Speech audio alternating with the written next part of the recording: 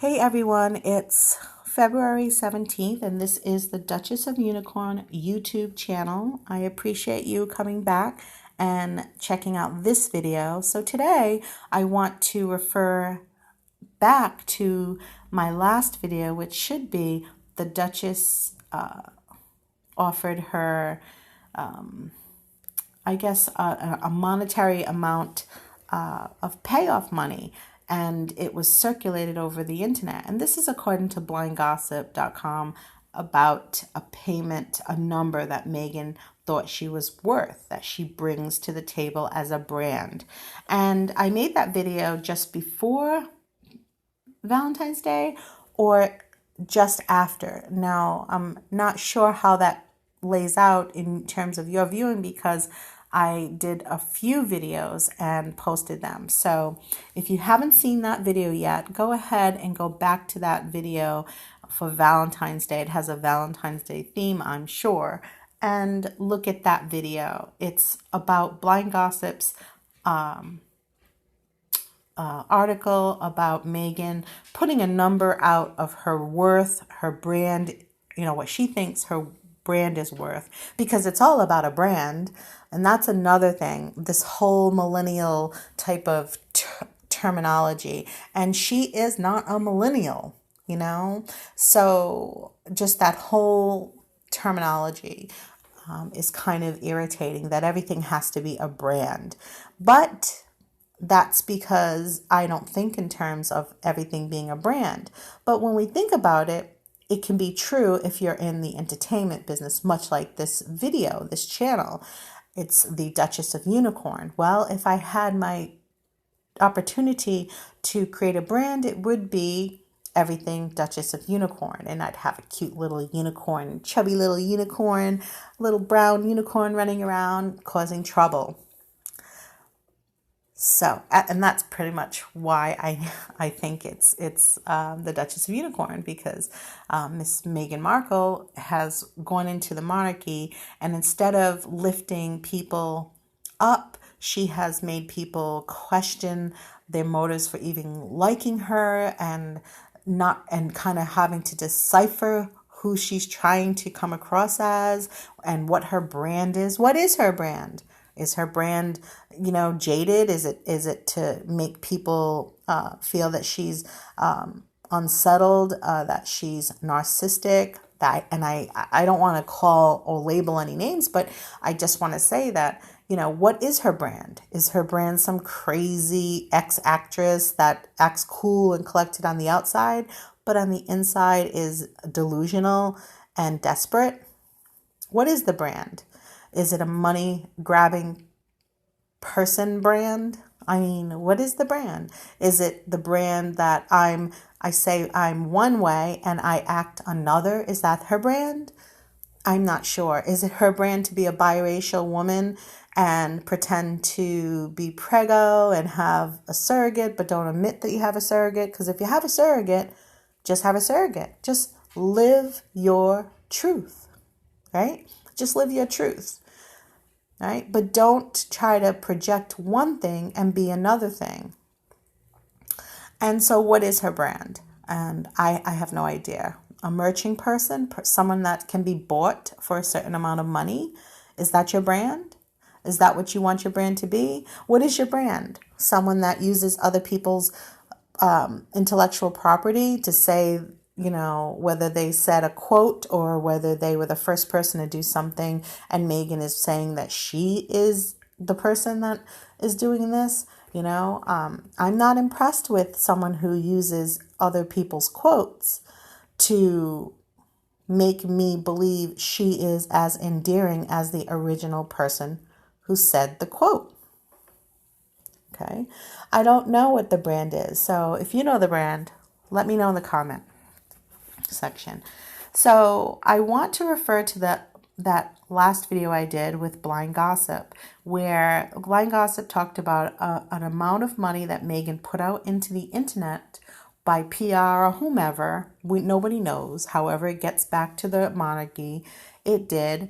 And the Blind Gossip article went on to say that, Meghan had this number and she'd be happy with the high or low of that number.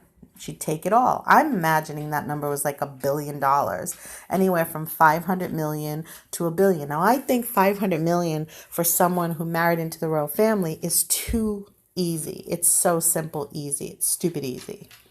So I'm thinking instead of simple, stupid, I think it's more like $1 billion plus, because she would be projecting, if she's smart, from the present, the past, and the future. So that could be well over $1 billion for her quote unquote brand. Now, I might not understand or agree with her brand because I really can't define her brand, but her brand spells trouble. It spells a chaotic type of brand. It says that I'm, getting what I can get, and I'm not an honest person. And that's not good or bad. What it is that it speaks to a lot of other people that are like, how do I get rich quick? Or how do I get more money faster? And so it's not like she wouldn't have a market out there, but it doesn't speak to me, and I don't really know what her brand is. But somebody might understand how her brand translates, and it translates into a certain amount of money, and she feels that she's worth that. So it makes me think, did she really marry Prince Harry for love? I mean, I think if 100 people were in my room right now with me as I record this, and I ask this question, and I would say, please yell yay if you think that she married for money or love, I think that we'd have a yay for money. That's what I really think would be what the consensus is generally. And let's face it, the monarchy in its time is not known for marrying for love per se, but for arrangement, for bringing children forward, to having a good person to do that with, and also for money. You don't see them getting someone who's like a street sweeper and marrying into the royal family. It's always somebody who has some type of income of, $1 million or up. Even Kate, probability her family is millionaires. And I think that is the case even with Kate when she married William. Kate was probably based, with her family from being millionaires. So I think that you have to have a certain amount of money to marry in. But once you marry in, it can be, of course, for a lot of reasons. So what I'm saying is, what did the royal family think when they had this divorced, biracial American actress coming into their family? I just don't understand why they would have completely open doors. And of course, you don't know why they wouldn't, right? It's kind of a 50-50 thing. That's what makes this so crazy. It's like she teetered on a line or a blind spot and got into the family. And so now when this article with Blind Gossip that I just gave a video on a few days back spoke about this money that she thought she was worth, that she put out into the world, and it was circulating in articles. And one of the articles you'll see on screen right now is what I want to refer to, because I didn't show you an example of what that article meant. So that article said that Meghan had, floated a number that she thought her brand was worth. And I call it hush money. So she'd be paid this amount of money that she thought her brand was worth, and she'd go away and live her life happily, and she'd just disappear, right? Like this almost never happened. But the monarchy did not pay her any amount of quote unquote hush money, which I call it. They did not buy her out or pay her off. They decided not to. And I personally think that was a smart move. And of course, they know they're smart, but they weren't going to pay somebody hush money or pay them off when you knew you can't trust them. Because let's face it, if you pay someone off you can't trust, chances are more than 50% that person will come back and ask for more money and have a different circumstance or a different issue altogether, and they will never keep their lips sealed and not really ever go away. So why get into that? And potentially that would look bad on the royal family if they actually wrote a check Now, there's ways to do it. You can write a check in property. You can give, you can give jewelry, property, this, that, bonds, and you can do a lot of things. You can have someone become a member of an exclusive organization, and you can pay them some cash too. So there's multiple ways that you could bargain with someone in terms of money or payout to go away. But the monarchy wasn't about that, because they really think you're just a fly, shoo fly. So they're not going to pay you off. And you can't be trusted. So why even dish out and lose money, okay, when you cannot be trusted? We don't want to revisit this again with you, Miss Markle. So Meghan then somehow has been circulating her friends, or people that aren't, no names. So people that aren't being, they're just called friends. They're not, it's not like Serena Williams. It's not this. Nobody is putting their name to it. It's friends or people are just circulating this into the internet. And it's probably obviously PR to Business Insider and people.com and all these other places that write these articles that Meghan Markle and Harry could build a billion-dollar brand. So I'm not saying they couldn't. I'm just saying that this is an example of what Blind Gossip was speaking about, having a number that Meghan thinks she's worth thrown out into the internet and in articles and on television or whatever, and have people buzzing that word so that the monarchy can kind of read that and, without even getting that message directly from her, but read that and say, oh, that's what she's looking for. She says she's a billion-dollar brand and she brings $1 billion. Okay, so that's what she's looking for, under $1 billion or over $1 billion. Okay, but they never even dealt with that whole deal, because in honesty, and I'm gonna stop shortly with this video because I just wanted to make a brief video speaking upon my last one in terms of this payment amount, this hush money. I call it hush money, and this is my own opinion, and I found all my information on the public domain. You can as well do your own research. And it's just entertainment. I find it very interesting that this is how the ultra rich do this. I mean, a poor person would never even think to do it like this. So is this what it is to be wealthy?